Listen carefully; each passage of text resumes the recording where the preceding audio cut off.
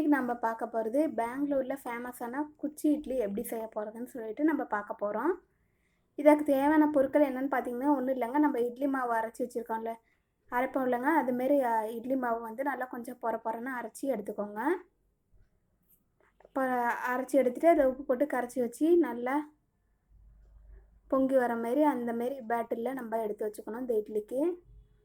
இப்போ வந்து இந்த குச்சி இட்லி செய்கிறதுக்கு நம்ம வந்து இந்தமாரி வந்து ஒரு பிளாஸ்டிக்கில் இந்தமாரி கப்பு விற்கிது லப்பரில், அந்தமாரி வாங்கிக்கணும். நம்ம வந்து ஆர்டர் பண்ணி வாங்கிக்கலாம். இது ஆன்லைனில் ஆர்டர் பண்ணிங்கன்னா உங்களுக்கு கிடைக்கும் இந்த இது சுலபமாக. இப்போ நம்ம அந்த பேட்டரியில் எடுத்து வச்சுட்டு அதிலே நம்மளுக்கு ஸ்டிக்கும் கொடுத்துருவாங்க. இந்தமாரி நம்மளுக்கு குச்சி ஐஸ் இட்லி அந்த சேஃபில் கிடைக்கும். அதுக்கு தேவையானது வந்து நமக்கு அந்த குச்சியை வந்து எடுத்து அந்த ஓட்டை இருக்குது பாருங்கள், அந்த ஓட்டையில் நம்ம முதல்ல வந்து சொருகிக்கணும்.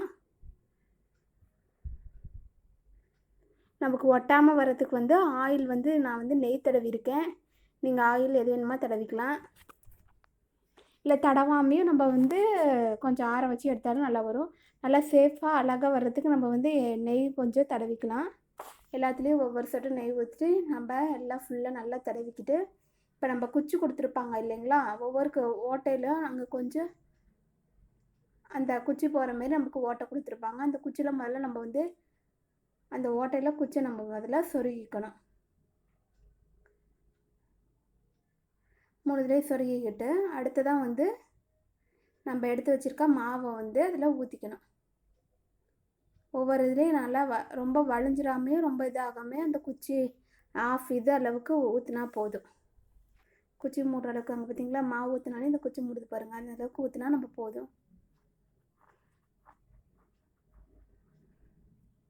மாவு நல்லா நம்ம ஊற்றிட்டு இப்போ வந்து நம்ம ஒரு நார்மலாக இட்லி பாத்திரம் இருந்தால் இட்லி பாத்திரத்தை எடுத்து வச்சுக்கலாம். இல்லைன்னா நமக்கு வந்து பேன் மாதிரி இருந்து அதில் வந்து ஓட்டை ஓட்டையாக முதல்ல தட்டு வச்சுட்டு கொஞ்சோண்டு வாட்டர் ஊற்றி அப்புறமா நம்ம அந்த பேனில் வச்சோம்னாலும் வைக்கலாம். இப்போ நான் வந்து சாதாரணமாக இட்லி கொப்புறதுக்கு பாருங்கள், அதில் தண்ணியை ஊற்றி நல்லா கொதிக்க வச்சோடனே நம்ம இட்லி கொப்பரை மூடி இருக்குது பாருங்கள், அதை வச்சுட்டு அது மேலே நம்ம இப்போ ஊற்றி வச்சதை எடுத்து அதை வந்து நம்ம வச்சுக்க போகிறோம். ஐஸ்கிரீம் கப்பை நம்ம இதில் வச்சுக்க போகிறோம். மாவு ஊற்றினதை எடுத்து இட்லி பாத்திரத்தில் வச்சுட்டு நல்லா ஒரு 15 மினிட்ஸ் நல்லா வேக வைங்க. சிம்மில் வைக்காமல் நல்லா ஃபுல் ஃப்ளேமில் வச்சு நல்லா வேக விடுங்க. பாருங்கள் நல்லா அழகாக நமக்கு இப்போ வந்து ஊற்றியாச்சு. இப்போ வந்து மூடி வச்சு நல்லா ஒரு 15 மினிட்ஸ் கழித்து நம்ம எடுத்துக்கணும். எடுத்துனோடனே பாருங்கள் அழகாக இட்லி நம்ம வெந்துருச்சா.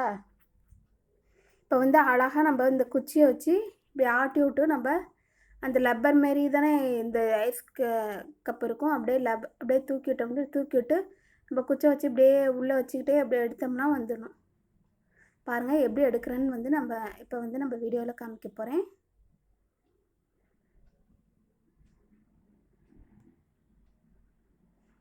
லைட்டாக மேலே நெய் தடவிட்டு இப்போ அந்த குச்சி ஆட்டி இப்படி மேலே அப்படியே இப்படி எடுத்து விட்டிங்கன்னா இந்த ஐஸ் இட்லி நம்மளுக்கு ரெடி ஆகிடும், கிடச்சிடும். அழகான சேஃபில் பார்த்திங்களா ஐஸ் மாரியே நம்மளுக்கு கிடச்சிருச்சு. இப்படியே ஆட்டி விட்டு நம்ம அந்த குச்சை வச்சு இப்படி எடுத்தோம்னா அழகாக நம்மளுக்கு ஐஸ் இட்லி வந்து ரெடி ஆகிடும்.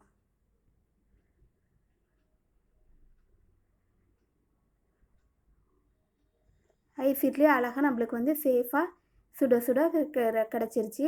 இந்த மாதிரி இட்லி சாப்பிடாத குழந்தைங்க, சாப்பிடாத குழந்தைங்கள்லாம் நிறைய பேர் இருப்பாங்க, ரொம்ப அடம் பிடிப்பாங்க. இது நம்ம இந்தமாரி நார்மலாக இட்லி ஊற்றி கொடுக்கறதுக்கு பதிலாக இந்தமாரி டிஃப்ரெண்ட்டாக ஒரு பேட்டில் வாங்கி வச்சுட்டு இந்த குச்சி வச்சு ஐஸ் இட்லி மாரி கொடுத்தோம்னா அவங்களும் ஐஸுன்னு நினச்சிட்டு சாப்பிடுவாங்க, அவங்களுக்கும் ரொம்ப பிடிக்கும். இதுமாரி நீங்களும் ஒரு வாட்டி ட்ரை பண்ணி பாருங்கள். இது வந்து உங்களுக்கு குழந்தைங்களும் நல்லா விரும்பி இட்லி சாப்பிடாத குழந்தைங்க கூட விரும்பி இட்லி சாப்பிடுவாங்க.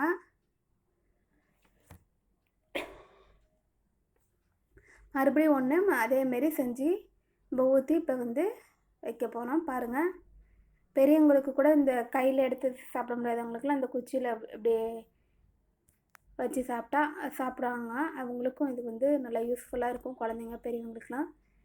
எப்பயுமே இட்லி சாப்பிட்றதுக்கு நார்மலாக இட்லி ரவுண்டாக சாப்பிட்றதுக்கு இந்தமாதிரி செஞ்சால் டிஃப்ரெண்ட்டாகவும் இருக்கும், நம்மளுக்கும் டேஸ்ட்டாகவும் இருக்கும். அப்படியே தொட்டில் குச்சியில் தொட்டு தொட்டு சாப்பிட்றதுக்கு நல்லாயிருக்கும்.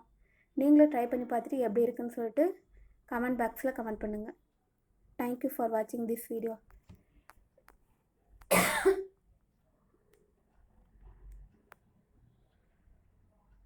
இதற்கு சைட் டிஷ்ஷாக நான் வந்து தேங்காய் சட்னி குருமா வச்சுருக்கேன்.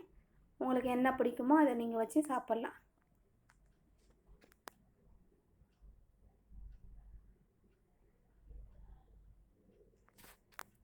இது வரைக்கும் நம்ம சேனலை சப்ஸ்கிரைப் பண்ணாதவங்க சப்ஸ்கிரைப் பண்ணிக்கோங்க.